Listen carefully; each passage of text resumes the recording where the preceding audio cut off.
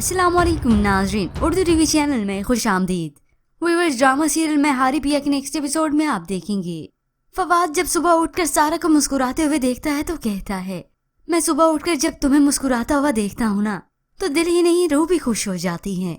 अब फवाद रेडी होकर ऑफिस जा ही रहा था तो उसी वक्त वो अम्मा जान और फरवा को जाते हुए देखता है। कहाँ जा रही हैं आप लोग?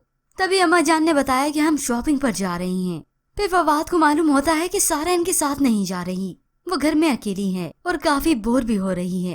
तभी फवाद ये जिम्मेदारी सऊद को सौंपता है कि वो सारा को शॉपिंग पर लेकर जाए।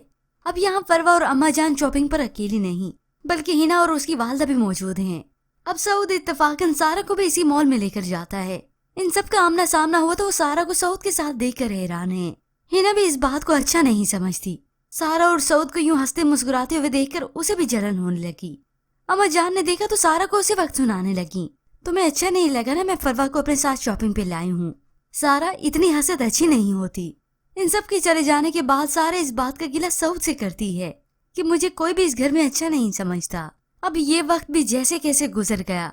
फरवा की लालच है कि खत्म होने का नाम ही नहीं ले रही। अम्मा जान ने सेट भी उसके हवाले किया। घर आकर बड़ी खुशी से इतराती है, शीशे में देखती है। इतनी देर में अपनी माँ को कॉल करके सारे हाल अहवाल दे देती है। ये जानकर तो वो खुश होने लगी बल्कि अपनी बेटी को और भी पट्टियां पढ़ाने लगी। अरे नफीसा बहन और मारे के दिल में जिस तरह से तुमने घर किया है ना, इसी तरह शादी के दिनों में भी आगे बढ़ बढ़ के काम करना। बस इन दोनों माँ बेटी का बस चले ना, फवाद और नफीसा बेगम की सारी दौलत सब कुछ लेकर अपने पास रख लें। खैर फिर हिना की जब सऊद से बात हुई तो वो पूछने लगी, आपको अपनी दोनों भाभियों में से सारा भाभी अच्छी लगती है ना?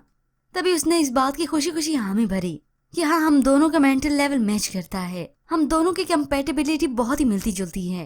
अब किसी को इस बात का गुमान तक नहीं कि फरवा आगे चल के इस बात को गलत रंग देने वाली है। वो सारा और सऊद पर बहतान लगाएगी और अपने इस चाल का मोहरा वो हिना को भी बनाएगी।